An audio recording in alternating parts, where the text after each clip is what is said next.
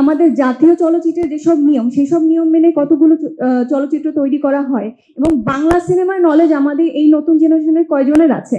নেই, বেশিরভাগেরই নেই। এবং হলে যাওয়ার যে প্র্যাকটিস, আমরা যখন ছোট ছিলাম তখনও কিছুটা আমরা পেয়েছি বাবা মার সাথে হলে যাওয়া। এখনকার জেনারেশনে এটা অলমোস্ট নেই এর খাতায় চলে এসেছে। তো এটা আমার অনুরোধ থাকবে, কারণ আমার জায়গা থেকে আমার এই ক্ষমতা এখন পর্যন্ত তৈরি হয়নি যে আমি এক্ষেত্রে কোনো ইম্প্যাক্ট রাখবো। যাদের ক্ষমতা আছে এবং যারা এই নীতি নির্ধারণ করতে পারে, আমার তাদের কাছে অনুরোধ থাকবে, দয়া করে এক্ষেত্রে কোনো অবদান আপনারা প্লিজ রাখবেন, যেন নতুন জেনারেশন সিনেমা হলে যায় এবং বাচ্চাদের দেখার মতন সিনেমা তৈরি হোক। আমাদের দেশে বাচ্চাদের দেখার মতন সিনেমা খুব কম তৈরি হয়, যে জন্য বাচ্চারা হলে যায় না এবং হলে যাওয়ার প্র্যাকটিসটা ওদের মধ্যে নেই, গেলেও বিদেশি সিনেমা দেখছে।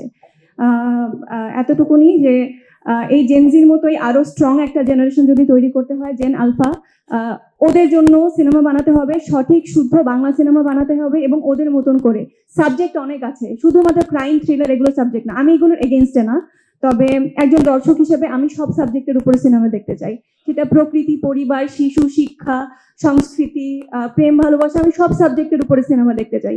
বাচ্চাদেরকে এত ক্রাইম থ্রিলার দেখিয়ে তো আমি কিছু শিখাতে পারবো না। এখন পর্যন্ত ওদের ব্রেনই তৈরি হয়নি যে ওরা এত ক্রাইম থ্রিলার বুঝবে। তাই নতুন জেনারেশনের দেখার মতন, শেখার মতন সিনেমা তৈরি করা হোক এবং আরো স্ট্রঙ্গার একটা জেনারেশন তৈরি হোক।